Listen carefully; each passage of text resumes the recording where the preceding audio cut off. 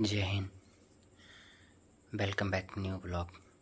तो seize fire हुआ 2 घंटा भी नहीं हुआ है ना। सीज़ फायर जो ट्रंप ने ट्वीट किया, पाकिस्तान के आर्मी चीफ ने ट्रंप का भी मजाक बना के रख दिया है। मैं तो बोल ही रहा था पहले कि मैं ट्रस्ट नहीं करता हूँ यूएस को और पाकिस्तान को, दोनों की फ्रेंडशिप बहुत ही ख़तरनाक होती है। पाकिस्तान की आर्मी चीफ ने जो एक ये सीज़ फायर का उल्लंघन किया है, आप यहाँ पे एक चीज़ समझिए। जो एक इन्फॉर्मेशन आ रही है वो ऐसी आ रही है कि पाकिस्तान क्या कर रहा है, सीज़ फायर कर रहा है और फिर अपनी जो लोकल फ़्लाइट्स होती है उनको उड़ाता है। उसमें कोई ये नहीं है, इस टाइम पे सवारी नहीं है। मेरी बात सुनिए। पाकिस्तान की जो एयरलाइंस है, जो पीटीआई करके पाकिस्तानी एयरलाइंस है, वो लोग पहले ड्रोन से हमला करते हैं बॉर्डर पे। फिर जैसे ही वो ड्रोन से हमला करने के बाद हमला रोक देते हैं, उसके बाद अपने पाकिस्तान के अंदर में जो फ़्लाइट्स हैं उनको उनकी उड़ानें चालू कर देते हैं। उनको ये है कि एक बार भारत उस टाइम पे अपने राफ़ेल वगैरह इस तरह के प्लेन तो भेजेगा नहीं, क्योंकि ये प्लेन हवा में भी क्रैश हो सकते हैं, उनके साथ टक्कर हो सकती है। और अगर गलती से भी एक भी प्लेन के ऊपर क्रैश हो गया या कोई मिसाइल लग गई तो पाकिस्तान क्या विक्टिम कार्ड खेलेगा कि देखो इंडिया ने सिविलियंस को मारा। इतना एवल यानी कि इतना शैतानी दिमाग लगा रहा है पाकिस्तान कि मतलब सिविलियंस को ही यूज़ कर रहा है। उसके लिए सिविलियंस की कोई वैल्यूज़ नहीं है। इस तरह का माइंडसेट उसका है जैसे हमास का माइंडसेट है, लिटरली एकदम वैसा ही माइंडसेट यूज़ कर रहा है। और दूसरी चीज़, सीज़ फायर का उल्लंघन जो उसने किया है उसके पीछे जो माइंडसेट था वो ये था कि क्या इंडियन आर्मी के जो बेसेस हैं, क्या वहाँ पर कोई मूवमेंट्स हो रही है इस टाइम पे। तो जो ड्रोन्स है उस पर हर ड्रोन्स पे कुछ ड्रोन्स पे लोकेशंस ट्रैप था, उस पर कैमरेस थे, कुछ पे गन्स थी और कुछ पे बम्स थे।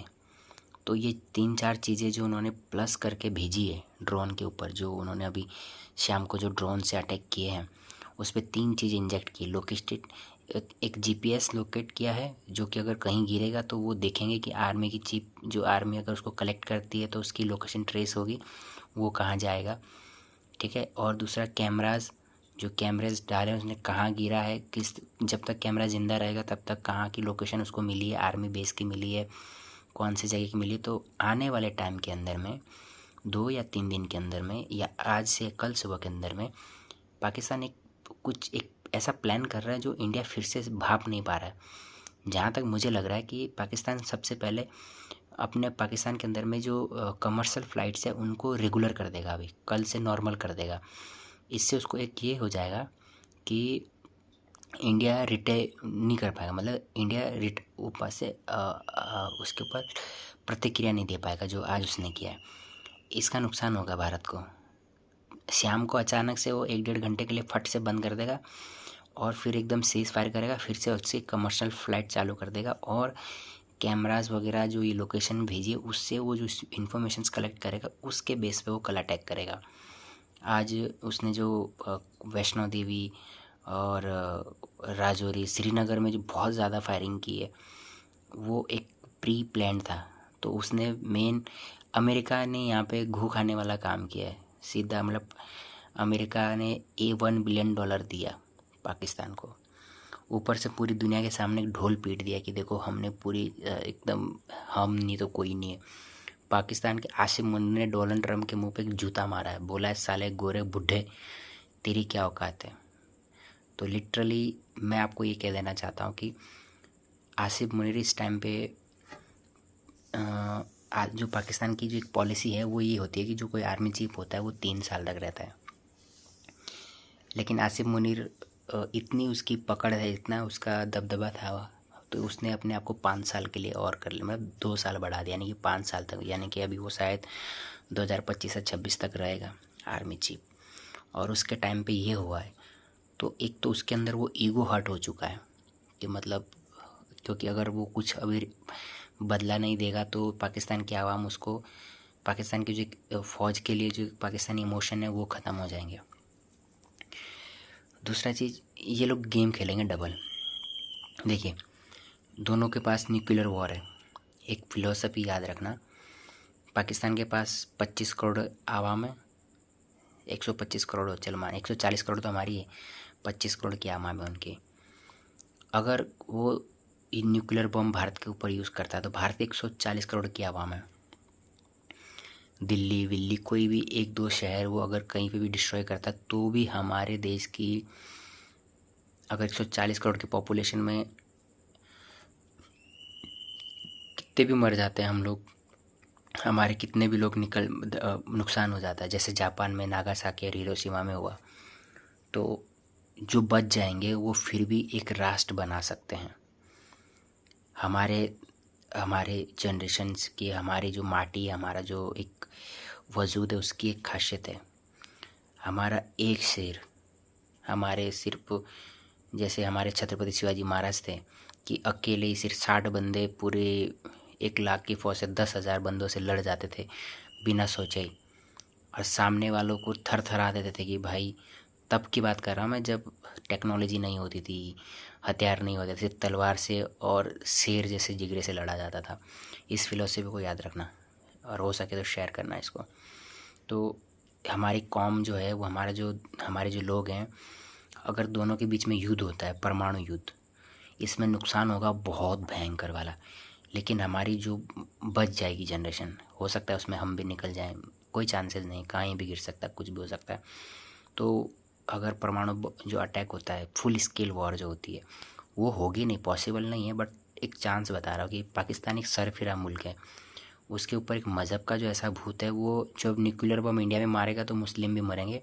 हालांकि अभी मुस्लिम भाई लोग ये कह रहे हैं कि हमारा भाई है, हमारा एक धर्म है, लेकिन जब वो बम मारेगा तो उस समय जो एक तहस नहस होगा वो फिर देखने लायक होगा। लेकिन पाकिस्तान नहीं बचेगा, याद रखिएगा। पाकिस्तान का वजूद ही ख़त्म हो जाएगा। हिंदुस्तान तब भी रहेगा, हिंदुस्तान आज है, पहले भी था, आगे भी रहेगा, लेकिन पाकिस्तान आज है, कल होगा, ये कोई संभावना ज़्यादा नहीं है।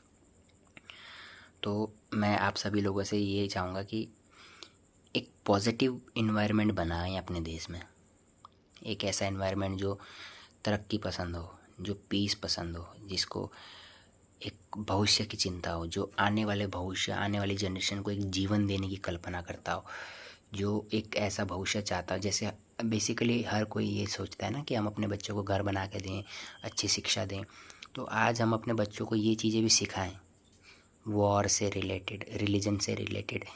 एक सही दिशा में हमारा भविष्य जाना चाहिए, हमारे बच्चे सही दिशा में जाने चाहिए। तो जो थॉट है वो ये है कि मैं इस चीज़ की कल्पना कर रहा हूँ कि अगर आसिफ मुनीर ने अमेरिका के डोनाल्ड ट्रंप की ज़बान को ही पलट दिया, यानी कि डोनाल्ड ट्रंप ने, इतना बड़ा नाम है डोनाल्ड ट्रंप, पूरी दुनिया में जब उसने ट्वीट किया होगा तो पूरी दुनिया उसकी वाह वाह कर रही होगी।